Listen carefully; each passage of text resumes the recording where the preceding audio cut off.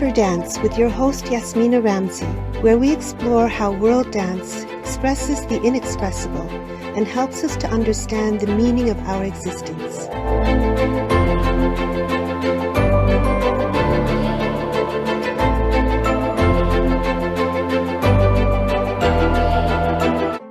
Today I'd like to introduce you to Jaicyea, a bright and generous soul who wears many hats in the dance world. She resides in Toronto, Canada. Her creativity not only manifests in her dance artistry, but also in her many initiatives that are always serving and uplifting community. From empowering young girls to giving voice and exposure to Black dancers internationally and unifying Toronto's belly dance community.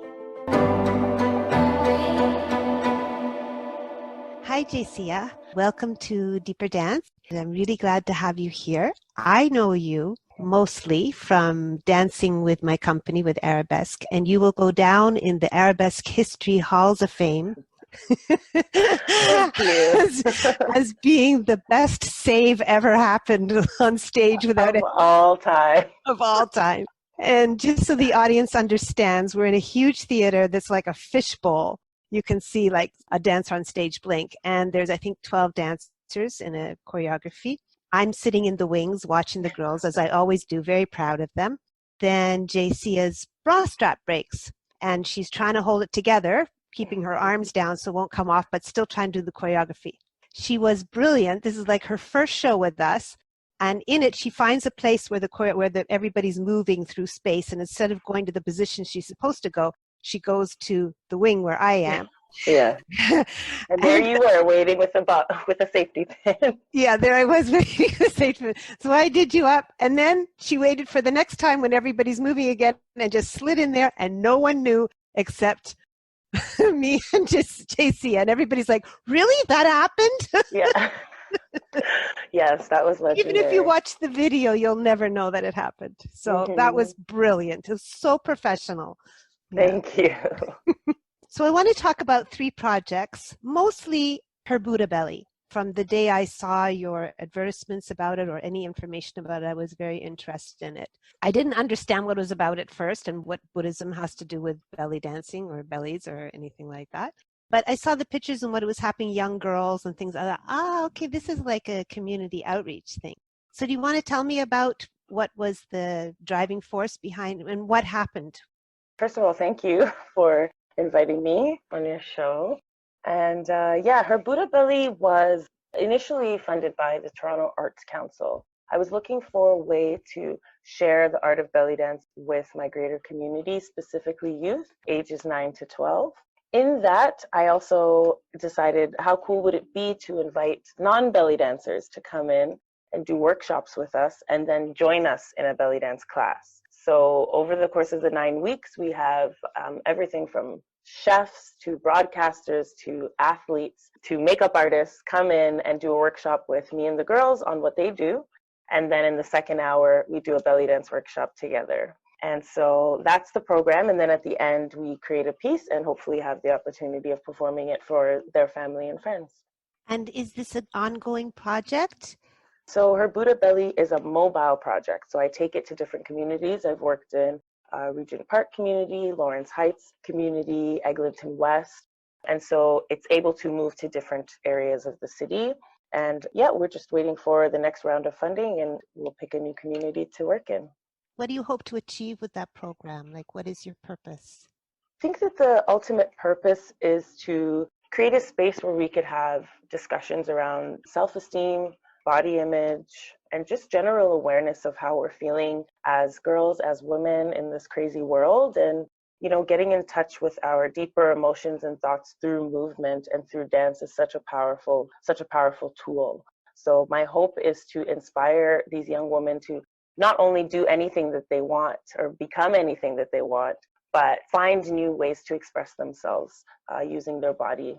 Why did you choose the age group of 9 to 12? I think that preteens, young women, they're at a very fragile place, vulnerable place in their life where puberty is happening, bullying is happening. There are so many forces, whether, online, social media, or at school in the playground. And I know that when I was that age, I had positive female role models around. I had all sorts of women from all walks of life to look up to and to inspire me. So that's something that I want to give back. And for our audience who are not necessarily from Toronto, all Mhm. those, I don't know what you said, Queen West or whatever you said of the areas in Toronto, is there something specific about those areas or they would just happen to pop up?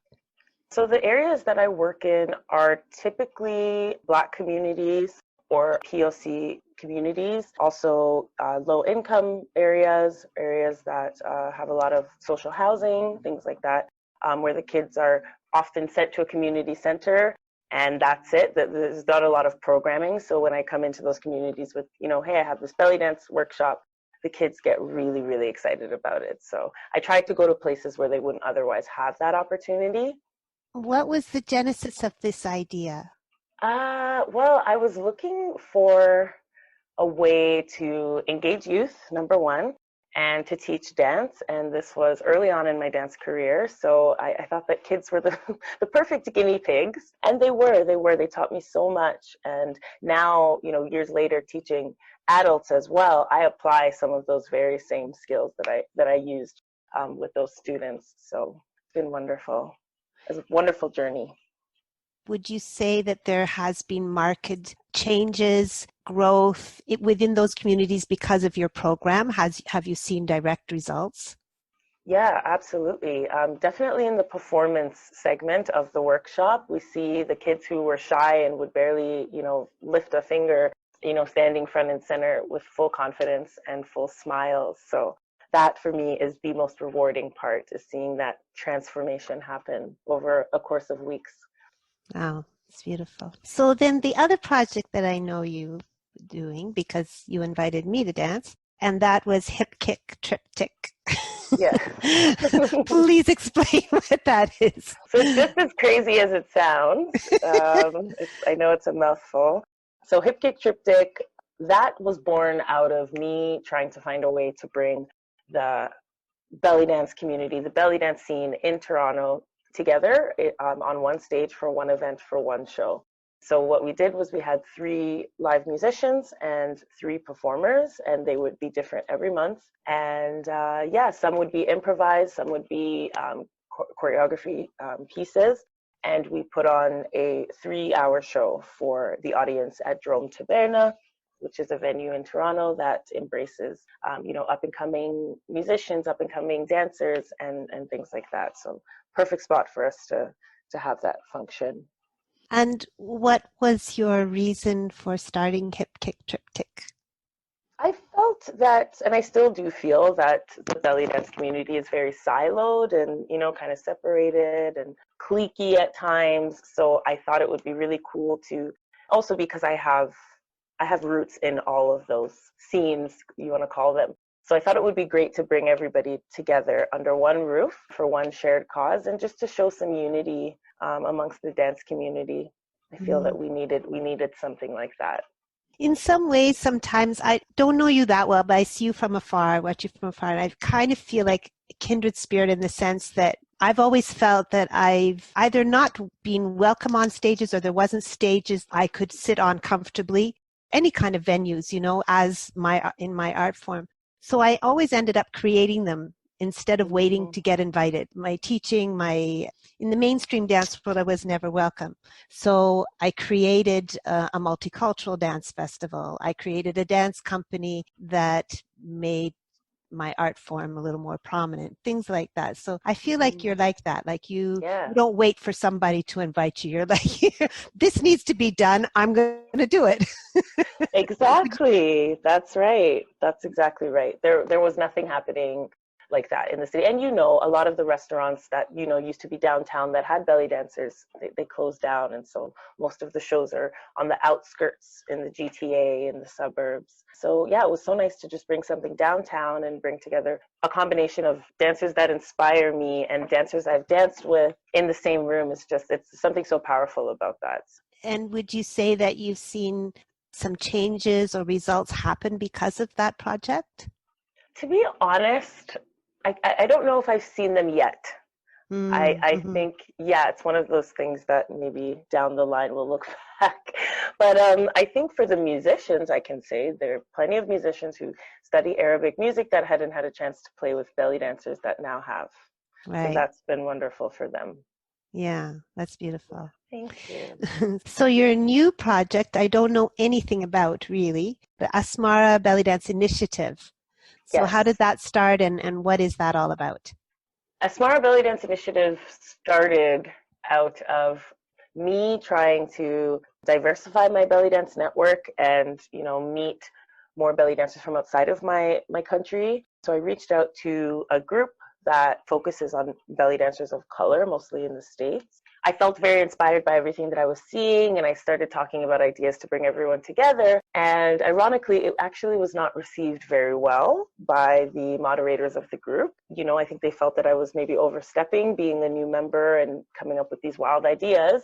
So, so unfortunately, it was not received very well. But through that, people noticed and they heard about what I was doing, and they said, no, this actually is in line with what we want to do. And so now there's a team of 6 women we've never met. I mean, we're from all over North America, and we are establishing the world's first global belly dance festival that focuses on POC dancers. So the workshops and the costumes for sale and the musicians are all chosen with this concept in mind. Also, the money that we're raising for this festival will also be going towards subsidizing travel expenses for those low-income dancers who, again, like in Buddha Belly, wouldn't have otherwise had the chance. So Mm-hmm. it's a huge thing. It's a huge feat. Never been done before. Very exciting. But again, like you said, we're really just creating spaces where there are none. A lot of us have been to Egypt and different places to study dance, and we go to the festivals, and we don't see many people that look like us teaching, organizing, even participating. And so we want to bring that to the forefront and mix it up a little bit. So this is not necessarily the group that you first approached, but you met people through that group that now you've organized. And why Asmara? Oh, I know why. You tell Yeah, me. yeah. So Asmara is the capital of Eritrea, but it also means black and or dark. And I think in another language, it ironically also means the 4 that come together, which is interesting because it was initially 4 of us that came together on this idea. Now we are 6. So the name represents us, what we are, which is black women. The dance that we are doing, which is Egyptian style belly dance, it has a beautiful ring to it. And when will this festival take place?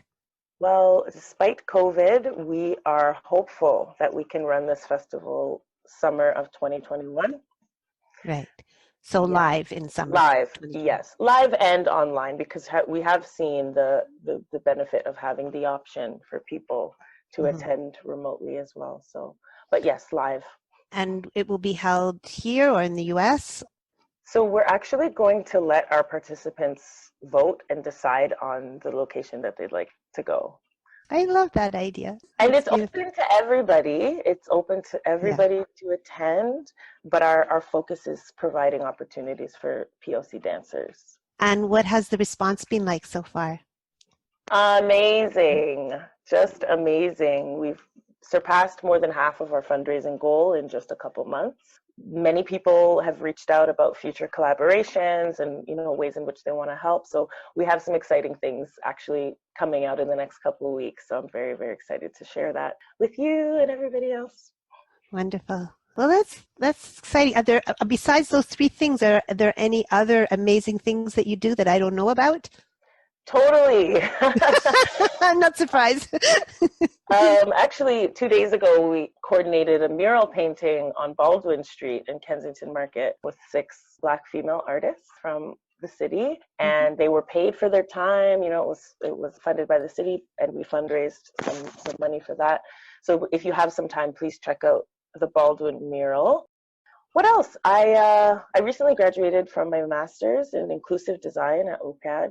So I now have a master's degree in inclusive design and accessibility. And so I'm hopefully entering the workforce next month, which is also really exciting to go from dancer full-time to dancer part-time, designer part-time sort of things. When you say designer, inclusive designer, what do you mean by that? Designing what? It's everything from built environments to policies, systems, but specifically the work that I will hopefully be doing is with the WSIB, Workplace Safety and Insurance Board, in their accessibility department. So I would be making sure that doing things like economic modeling, so looking at where the money is going and if the results are actually giving them what it is that they desire. Them being the clients, the people that utilize and access these services. People are low vision, some people are low hearing, some people are in wheelchairs, some people can't speak English. They're all barriers to accessing services, and essentially my job is to make that easier for them. So Jaicyea, what would you say is your like,